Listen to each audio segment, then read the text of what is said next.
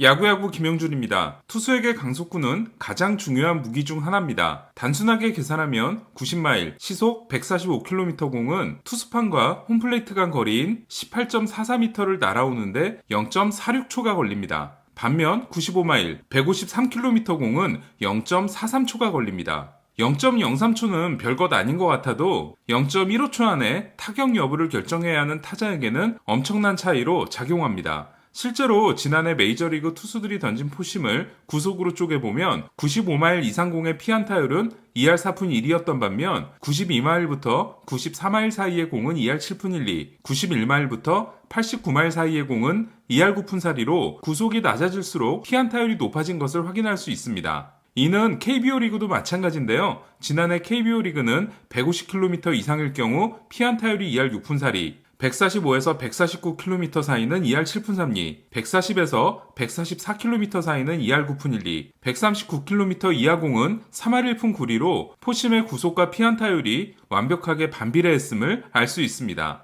잠깐 류현진 이야기를 해보겠습니다. 류현진이 2014년 메이저리그 진출 두 번째 시즌에 기록한 패스트볼의 평균 구속은 90.9마일로 100이닝 이상을 던진 149명 중 92위에 불과했습니다. 100분위로 따지면 62위였는데요. 하지만 류현진의 패스트볼은 남들에게 없는 한 가지 특징이 있었습니다.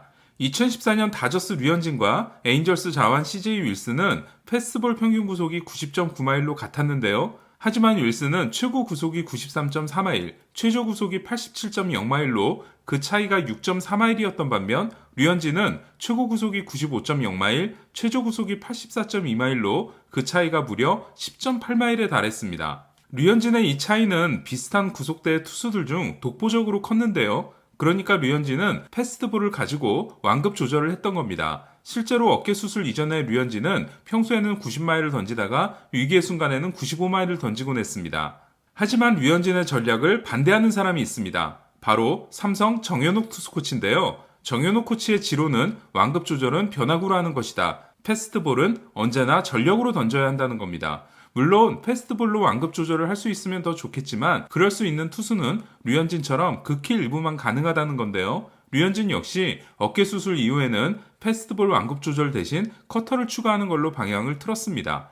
삼성에는 패스트볼을 언제나 전력으로 던져야 한다는 정윤호 코치의 말을 몸소 실천한 투수가 나타납니다. 바로 원태인입니다. 원태인은 패스트볼 평균 구속이 지난해 시속 139.9km에서 올해 143.1km로 3.2km가 증가했는데요. 2.0마일에 해당되는 3.2km의 구속 증가는 메이저리그에서도 자주 있는 일이 아닙니다. 패스트볼에서 차지하는 145km 이상 공의 비율 또한 지난해 1.4%에서 22.1%로 크게 늘어남으로써 타자들은 전혀 다른 투수를 상대하는 것 같은 느낌을 가질 텐데요. 정윤호 코치는 물론 패스트볼을 완급 조절해 던지면 체력은 세이브가 된다. 하지만 완급 조절을 하다가 위기 상황을 만들면 더 힘들어진다. 차라리 전력 피칭을 통해 주자 출루 상황 또는 위기를 만들지 않는 게 낫다. 주자가 나가지 않는 게 훨씬 좋기 때문이다. 길게 던져야겠다는 생각에 완급 조절을 하다가는 1회와 2회에 많은 점수를 내주고 더 빨리 내려올 수 있다. 선발 투수라면 공 100개는 전력으로 던질 수 있는 체력을 가지고 있어야 한다. 변화구 타이밍을 잘 살려서 그때 힘을 세이브해야 한다는 이야기를 들려줬습니다.